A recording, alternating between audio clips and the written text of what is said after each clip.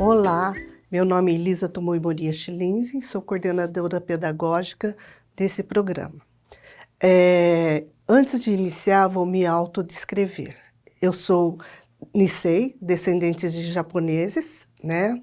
Tenho cabelo na altura dos ombros, os olhos bem puxados e o cabelo preto, quer dizer, literalmente pintado de preto, e está meio avermelhado agora. Estou vestindo um vestido azul, com cores meio salmão, meio laranja, bege, não está muito definido, e são figuras de flores, e um tamanco também na mesma cor. Hoje eu vou falar sobre a abordagem construcionista contextualizada e significativa, e o esclarecimento sobre o plano de intervenção, tá?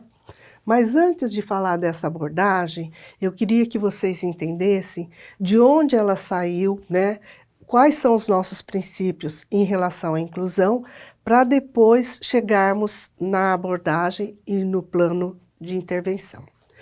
Então, para nós, o que é inclusão? É onde a escola e a sociedade buscam valorizar as diferenças.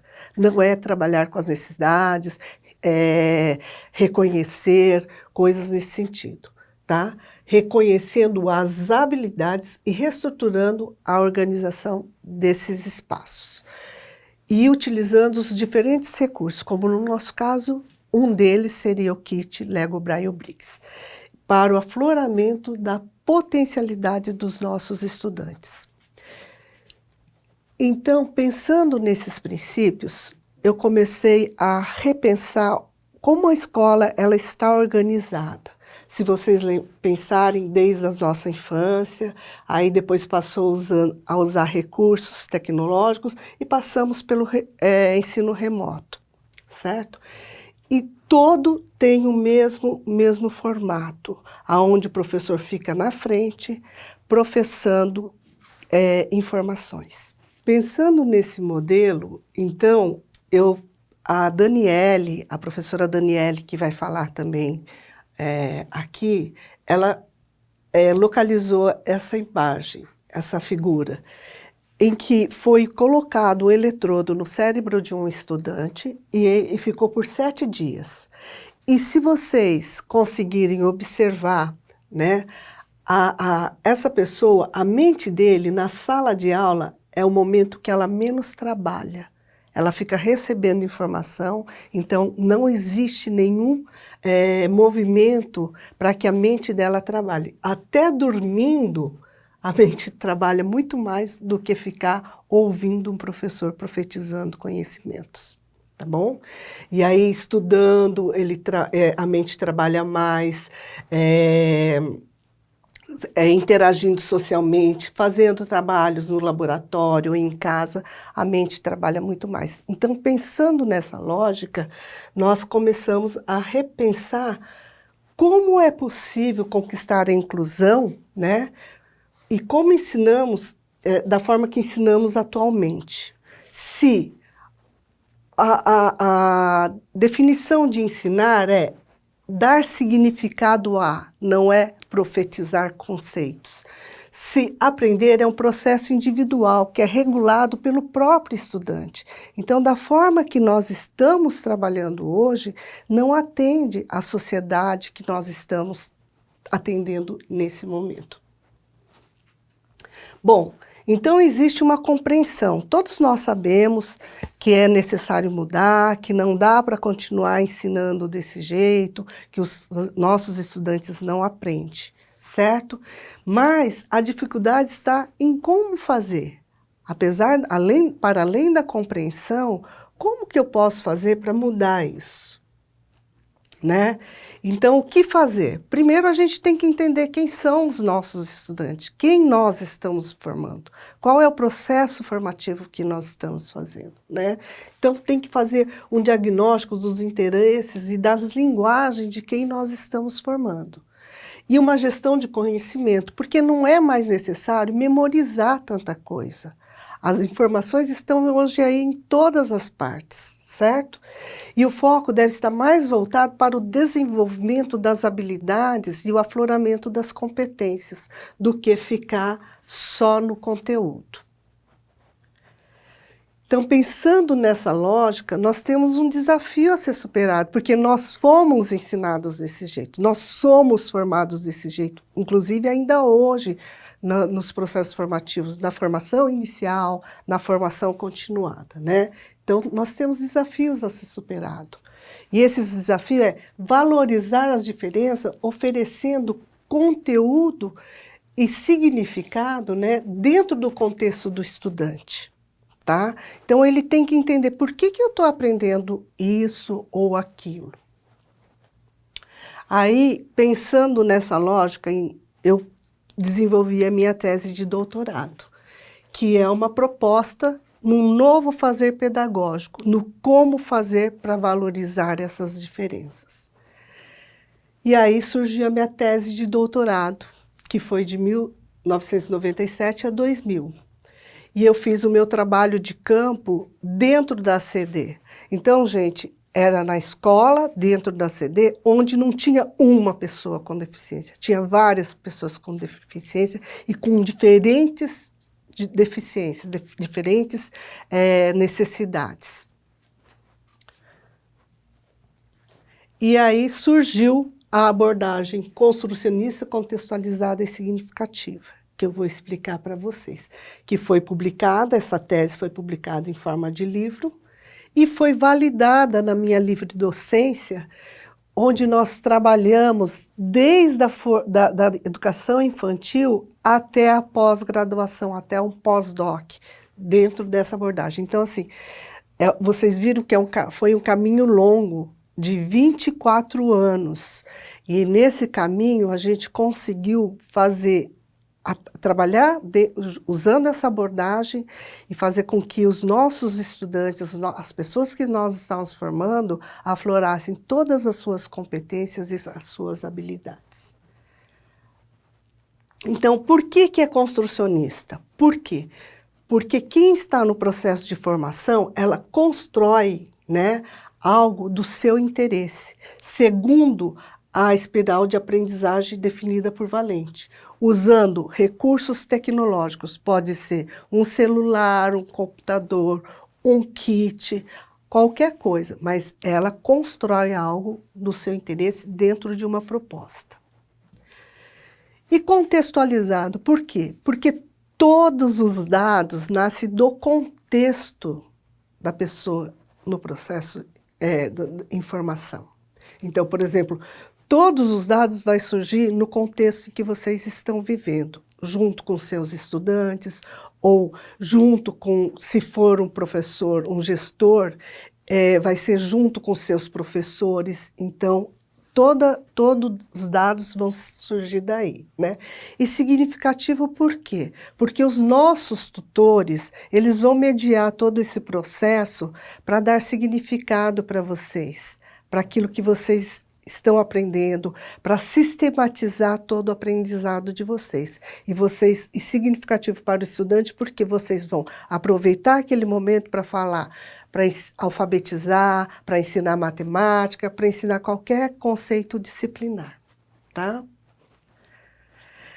E aí, nós pensamos assim, quando a gente pensa em inclusão, a primeira coisa é a acessibilidade, o desenho universal, a usabilidade, onde todos têm o direito de ter acesso. Por isso que o kit ele foi pensado nisso. Tanto a pessoa vidente, ela consegue ler porque tem as letrinhas, e a pessoa que não enxerga também consegue ler porque tem o sistema Braille. Isso favorece a diversidade humana e contribui para a melhoria da qualidade de vida, porque é equitativo, todos têm a mesma oportunidade. Bom, então, qual é o nosso desafio? É incorporar a aprendizagem ativa no tempo e espaço das aulas tradicionais, né, expositivas. E como fazer nos ambientes tradicionais? Qual é a estratégia que a abordagem CCS usa? É o desenvolvimento de projetos. E como que é o desenvolvimento de projetos, tá? Nós pensamos num tema gerador, pensamos como vamos integrar as disciplinas, como nós vamos trabalhar os conceitos disciplinares necessários. Então, assim, ó, projeto não é aquele projeto tudo pela paz e que fica só no social. É uma formação integral, onde trabalha o social, o afetivo, o emocional, o cognitivo, tá? E o político. Então, nós temos a integração de disciplina, a formalização dos conceitos que nós temos que trabalhar, né?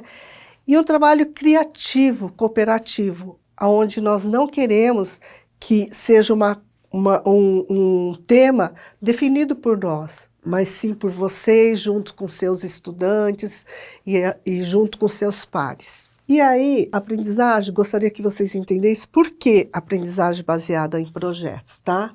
Porque ela parte do interesse, do contexto e da experiência de cada um. Porque ela permite que os conceitos sejam vividos, formalizados e aprendidos de maneira globalizada. Porque ela cria desafios e situações. Nessas várias experiências que nós vivenciamos, o professor ele vai percebendo que conceitos ele precisa trabalhar, o que ele precisa trabalhar para que os estudantes se desenvolvam, e aí ele vai lançando desafios e os estudantes vão aprendendo nesse sentido, né? Trabalhar valorizando as diferenças. Então, assim, nem todo mundo lê bem, nem todo mundo escreve bem, nem todo mundo é criativo. Então, cada um vai contribuir com o desenvolvimento do projeto de acordo com as suas habilidades, com as suas competências. Então, a deficiência ela não vai ser evidenciada. O que vai ser evidenciado é a competência e a habilidade da pessoa. E aí, as deficiências vão sendo superadas nesse processo. Usando a tecnologia, para além da equidade, né, para que o estudante possa gerar, representar, formalizar os conhecimentos adquiridos. Que as pessoas possam pesquisar em diversas fontes. Quando nós trabalhamos na escola, nós levamos ou uma apostila, ou um livro, então nós temos que mudar essa forma de formar, tá? E aí, com isso, com toda essa base teórica que eu não quero ficar falando aqui o dia inteiro, surgiu o programa Braille BRICS Brasil, que se uniu junto com a Fundação Dorina Noil, que idealizou esse programa, né, com os CEPIDs da Unesp e os professores do programa de pós-graduação da UNOeste. Então, é uma parceria para uma educação para todos, que a gente pensa numa formação online, né? E que é muito importante para que dê certo que todos participem, principalmente vocês que estão cursando, e vocês é que vão trazer os dados, são vocês que vão discutir, trazer elementos, o que vocês estão vivenciando junto com seus estudantes. E aí o diferencial da nossa proposta. Então, nós não vamos fornecer um kit e ficar falando do kit. Nós vamos fazer uma formação em serviço, onde vocês vão aplicar as atividades juntos com seus estudantes, ou se eu sou um gestor, como que eu vou unir os meus professores para participar desse processo formativo, para a gente tirar dados, elementos e trazer elementos importantes para a mudança dessa lógica de uma escola tradicional, onde a gente passa só informações para vocês. E vamos tentar fazer um trabalho colaborativo entre profissionais, estudantes, professores, gestores, tá? Então é muito importante, quanto mais atuações diferentes estiver dentro da equipe, melhor vai ser, mais rico será. E temos uma preocupação socioemocional. No ano passado, nós tivemos uma premiação dos melhores trabalhos e os professores se inscreveram e nós fizemos um processo seletivo, foi muito bacana. E a gente viu o quanto esse trabalho colaborativo melhora o socioemocional de todos. Não fica uma pessoa só sobrecarregada da responsabilidade de que dê certo, mas todos participam. E um dos premiados veio a diretora, a secretária, a professora, a criança. Então,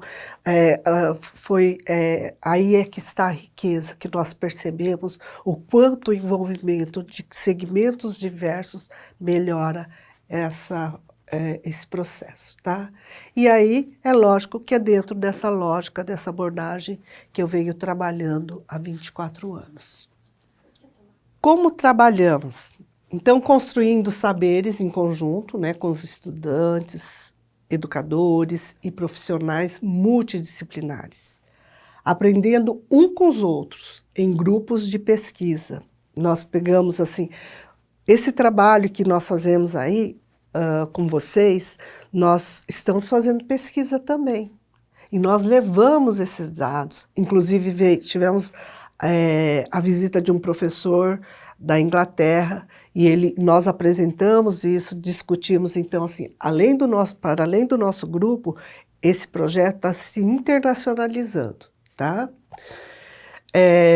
Com o trabalho por projetos e equipes, usando a tecnologia para construir conhecimento e a partir do interesse do contexto dos estudantes, né?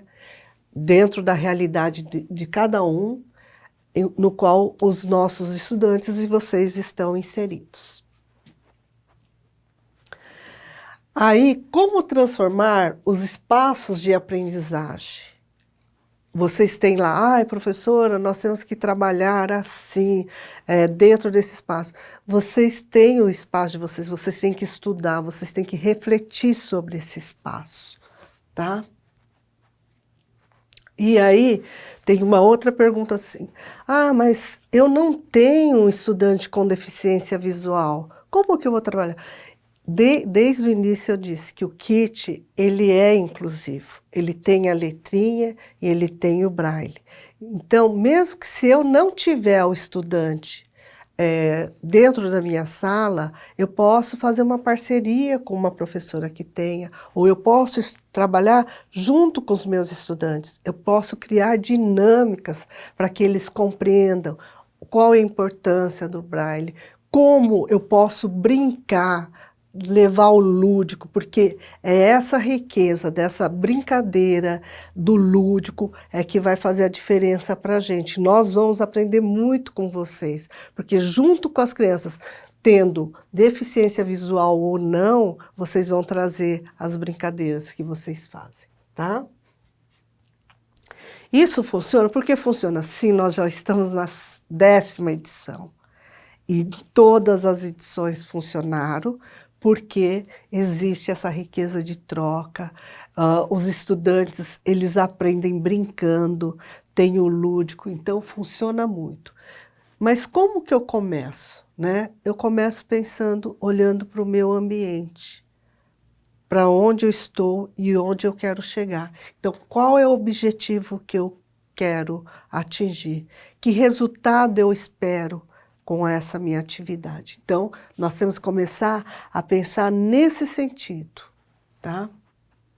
E é lógico, trabalhando sempre em parceria, desde os nossos estudantes até os diferentes segmentos dentro da minha escola.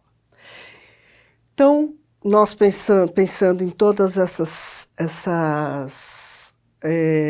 princípios, nós pensamos na formação online, uma composição de uma rede de apoio de aprendizagem, onde vocês terão especialistas,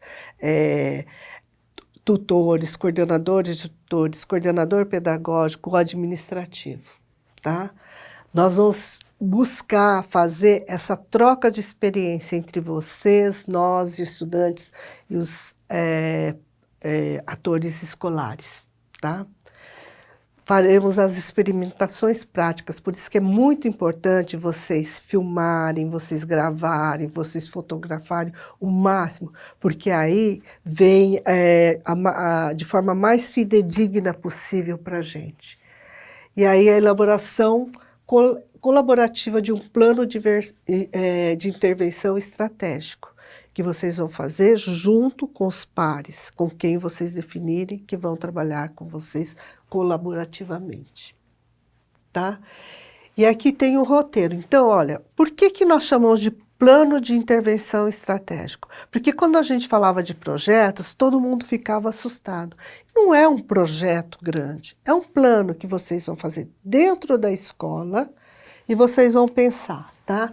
Identificar como que nós vamos fazer, aonde que seria interessante trabalhar com esse kit. Ah, dentro do atendimento educacional especializado, eu tenho crianças que precisam de muito apoio, ou dentro da sala de aula. Para nós, o ideal seria fazer uma parceria entre o atendimento educacional especializado e o professor da classe comum, tá? E aí vocês vão ter que identificar, né, o contexto, o perfil dos estudantes, o local que vocês vão fazer, a escola, quem estará envolvido. Então, vocês vão ter que descrever isso. Então, gente, nós não estamos pedindo para vocês inventarem algo ou pensarem em algo fictício. Vocês vão descrever a realidade de vocês, o que vocês pretendem atingir enquanto objetivo, tá? Então, vocês vão falar qual é o tema, justificar por que escolher esse tema, que motivo levaram você à escolha desse tema, a necessidade de dizer, olha, ali eu percebo, então, qual é a pergunta que eu tenho para melhorar algum local, algum ambiente, ou aprendizagem de um estudante, tá? Então, vocês vão falar qual é a necessidade e que possibilidades eu vou conseguir com esse plano estratégico, tá? E as possíveis contribuições para a escola, para a educação inclusiva, porque então nós vamos pegar o contexto, trabalhar e ver, olha, se eu conseguir isso, eu vou melhorar isso no processo educacional. E aí, então, eu tenho que definir os objetivos. O objetivo geral é a meta geral que eu quero atingir, mas tudo isso, o tutor ele vai ajudar você, tá? E depois tem os objetivos específicos, os resultados esperados, né? Então, normalmente, especificamente, por exemplo, eu quero desenvolver atividades de alfabetização com crianças que têm deficiência visual e crianças que são videntes dentro da classe comum, ou então dentro do atendimento educacional especializado. Aí vocês vão definir especificamente o que eu quero, e aí vocês vão colocar por etapas, porque fica muito mais fácil para depois você conseguir desenvolver o seu plano estratégico, tá? O conteúdo, se for professor, o que eu quero ensinar? O que eu quero que a criança aprenda, tá? Se for um gestor, que ações eu vou tomar administrativamente para que meu professor faça um bom trabalho dentro da escola, trabalhando com o KIT, tá? Depois eu vou fazer uma descrição detalhada de como eu vou atuar, de como eu quero fazer, vou começar sensibilizando os estudantes, vou começar sensibilizando os meus professores, então eu vou dizer como eu vou desenvolver esse tema. E que recursos didáticos? Lógico que um deles é o KIT, né? Mas você pode usar outros, como EVA, cartolina, papel, o que vocês quiserem. Seria interessante vocês descreverem, porque fica mais fácil depois para vocês até solicitarem para a escola. E avaliação. O que eu vou avaliar? Dentro dos objetivos que eu propus, como que eu vou alcançar, né? O que eu quero avaliar, se eu alcancei aquilo que eu gostaria. Um cronograma para a gente poder seguir o passo a passo e as referências. Como vocês vão ter vários textos ao longo do curso, talvez vocês vão usar alguma dessas referências, tá bom? Então, gente, olha, muito obrigada por terem me assistido.